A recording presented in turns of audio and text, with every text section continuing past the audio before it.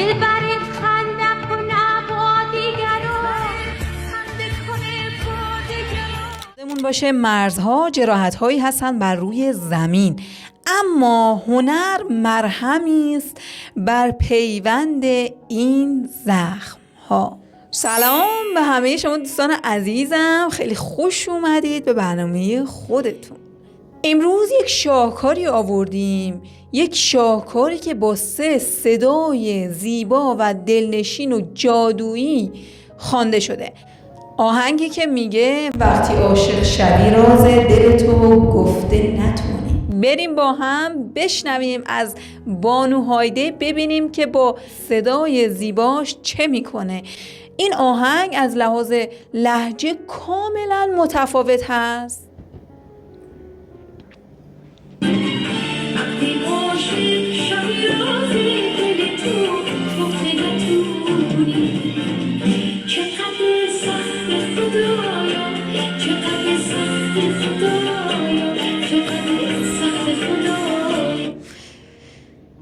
بانو هایده بی‌نظیره دیگه، در ایران بالاتر از هایده نداریم. یعنی اسطوره‌ای تا الان نیومده که رو دست هایده زده باشه و این آهنگ رو هم هایده مثل آهنگای دیگه‌ای که خونده به همین قشنگی، به همین زیبایی اجرا کرده و هایده این آهنگ رو با درخواست جلیل زلان در همون زمان اجرا کرد و جلیل زلان این آهنگ رو بهش کادو داد و گفت هایده این آهنگ رو بخون، میدونم که با صدای تو این آهنگ زیباترین آهنگ میشه. و هایده هم خون.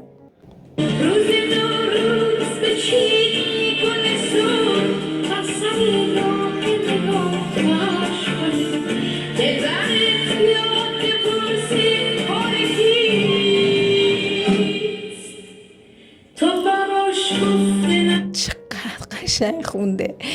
این قسمت رو خیلی قشنگ خونده هایده که تغییر داده، انگار خودش تغییر داده، وگرنه در آهنگی که هنرمندان افغانستانیمون میخونن این قسمت نیست. من نشنیدم که میگه بر سر راش گل بریزیم یارمون بیاد و بگه که مثلا این گلا رو کی ریخته و کی چیده و این کارا رو کرده بعد تو نتونی بگی. خیلی قشنگه، خیلی قشنگه، به خدا عالیه، حرف نداری هایده. بریم آهنگ زیبا رو از با صدای هنرمند عزیزمون استاد مهوش بشنویم که چجوری اجرا کرده استاد.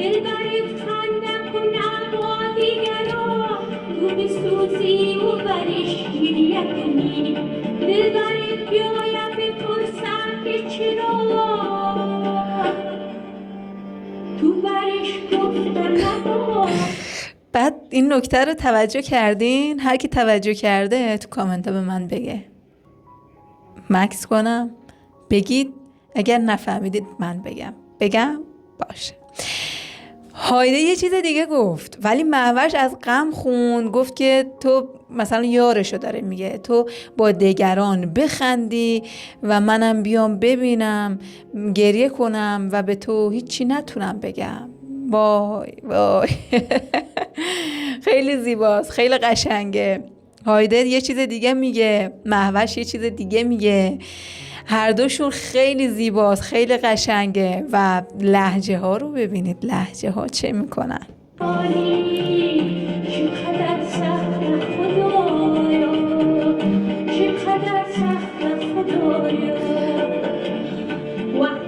بسیار عالی، بسیار عالی، کیف کردم. نمیدونم شما هم کیف کردین یا نه، خیلی قشنگ بود که استاد مهوش خب ناراحت بنده خدا از این موضوع دیگه، از این موضوع ناراحت، راز دلش هم نمیتونه به کسی بگه. بریم با هم آهنگ سوم همین آهنگه ولی خوانندش فرق میکنه، دختر جلیل زلان، دختر هنرمند بزرگ.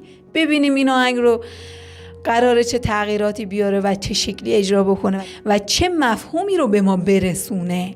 هایده گفت که سر راحت گل سرخ بریزم و یارم بیاد و ببینه و من نتونم بگم این گلا رو من ریختم.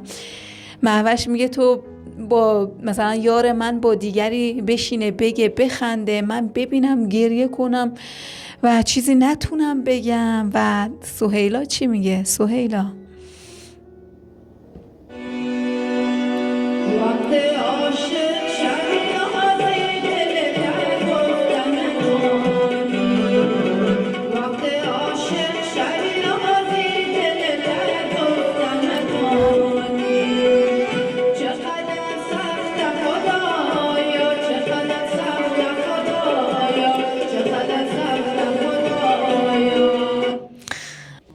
خب ما مقایسه که کردیم، البته نه آنچنان مقایسه، ما فقط در حد اینکه احساس رو به ما منتقل بکنه مقایسه میکنیم و سهیلا این حس رو به من منتقل کرد که یکم خشن‌تر میخونه و احساسی تر نمیخونه.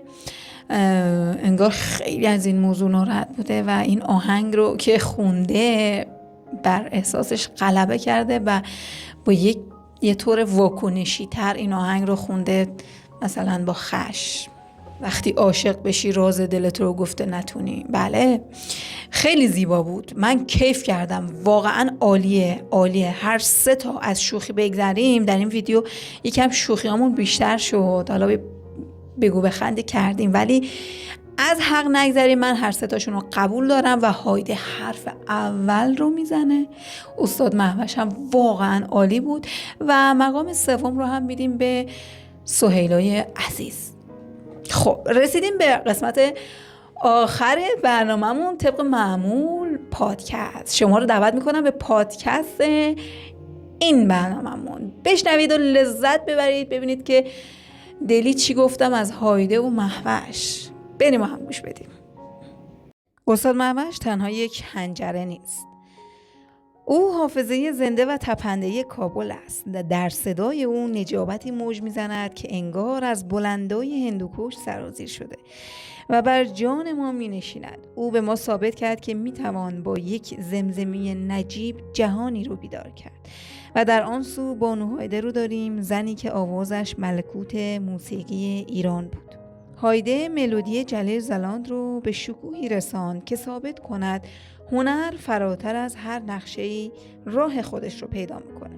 یادمون باشه مرزها جراحت‌هایی هستند بر تن زمین، اما هنر مرهمی است که این زخم‌ها رو پیوند میزند.